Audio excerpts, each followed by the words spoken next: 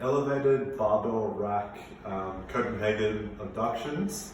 Now, when setting up this exercise, make sure that you're pushing against the rack.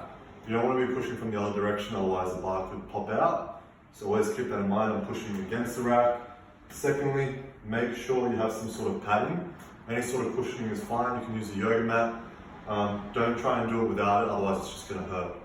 So the height is based on your ability. Ideally you want to go higher, the harder it's going to be. If you have a sticking point, you can't progress any higher, you can reduce the height and add some weight onto the side of your hip and use that as another form of progression.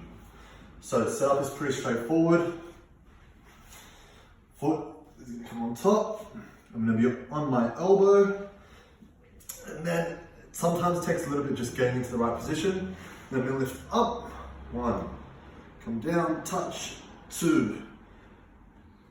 3. 4. So you get the idea. It's pretty straightforward.